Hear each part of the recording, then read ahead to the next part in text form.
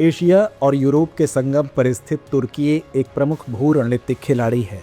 यह पश्चिम और मध्य पूर्व के बीच का द्वारपाल है। इसी संवेदनशील क्षेत्र में हाल ही में इस्तांबुल के मेयर एक्रम इमामोग्लू की एक गिरफ्तारी ने देश भर में विरोध की लहर खड़ी कर दी। बीते शनिवार की शाम हजारों नागरिक लोकतंत्र और न्याय की मांग को लेकर सड़कों पर उतरे, जो एर्दोआन सरकार की सत्तावादी नीतियों के खिलाफ जनाक्रोश को दर्शाता है। तुर्की का वर्तमान नेतृत्व राष्ट्रपति रजब तैयब एर्दोआन के हाथों में है, जिन्होंने देश को एक प्रमुख शक्ति बनाने का प्रयास किया है। लेकिन इस प्रयास में कई विवाद और विरोध भी उत्पन्न हुए हैं।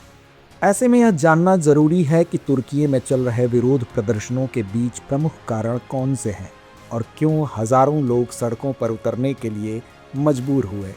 इसके अलावा क्या यह विरोध तुर्की की राजनीतिक प्रणाली में बदलाव का संकेत देता है? आइए जानते हैं इन सवालों के जवाब विस्तार से। सबसे पहले संक्षेप में तुर्की के बारे में जान लेते हैं। तुर्की, जिसे तुर्की भी कहा जाता है, यह देश बाल्कन, काकेशस, मध्य पूर्व और पूर्वी भूमध्य सागर के चौराहे पर स्थित है।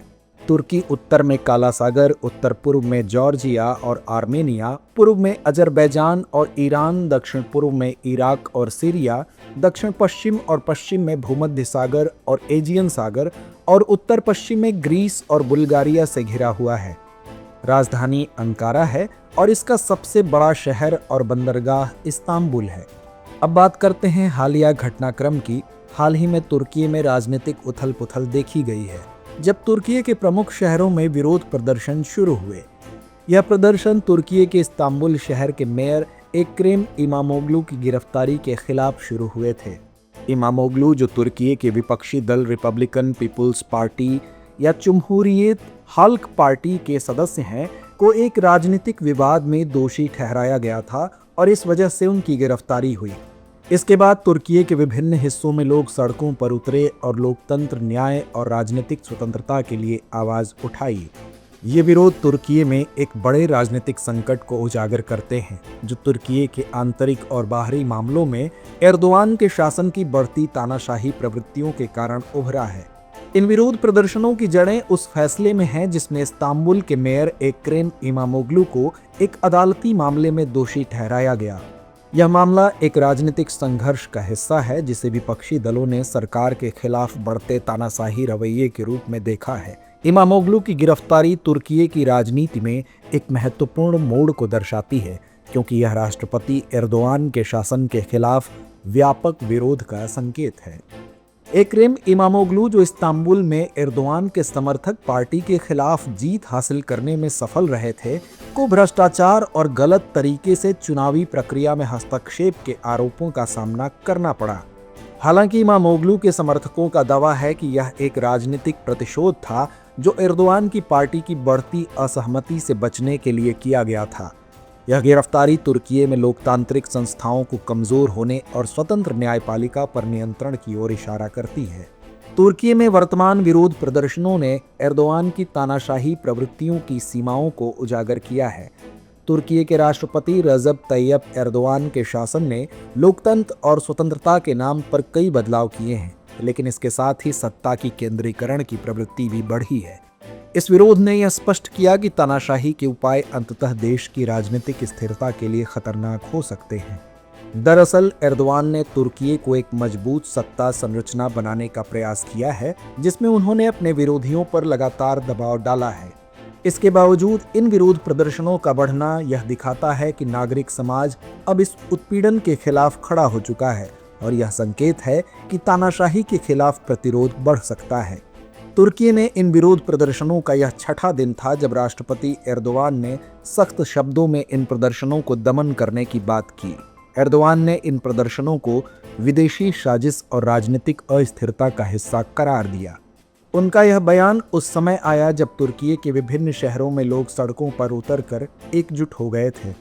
एर्दोआन ने इन प्रदर्शनों को अव्यवस्था फैलाने और तुर्की की राजनीति में अनिश्चितता पैदा करने की कोशिश के रूप में देखा और इसकी कड़ी निंदा की। उन्होंने प्रदर्शनकारियों के खिलाफ सुरक्षा बलों का इस्तेमाल करने की धमकी दी और उन्हें हिंसक आंदोलनों से दूर रहने का आग्रह किया।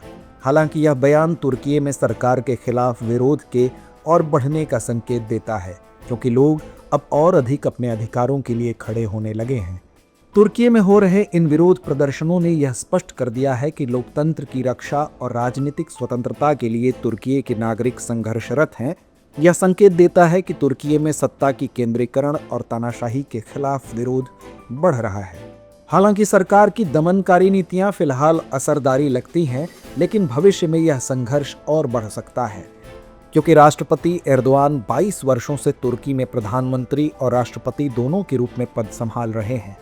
उनका कार्यकाल 2028 में समाप्त होने वाला है और वर्तमान नियमों के अनुसार वे दोबारा चुनाव नहीं लड़ सकते, लेकिन वे समय से पहले चुनाव करा सकते हैं या संविधान में बदलाव करने का प्रयास कर सकते हैं ताकि वे लंबे समय तक सत्ता में बने रह सकें।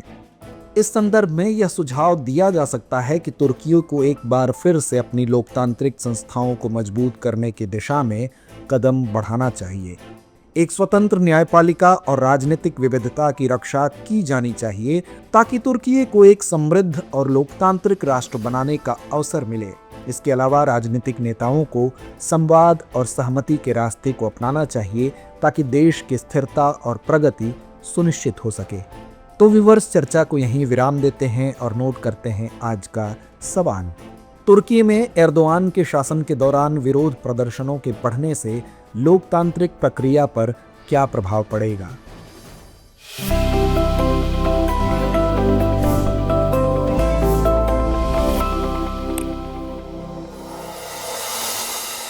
डियर व्यूअर्स, अपने एग्जाम की तैयारी को और बेहतर करने के लिए हमारे चैनल को लाइक, शेयर और सब्सक्राइब करना न भूलें।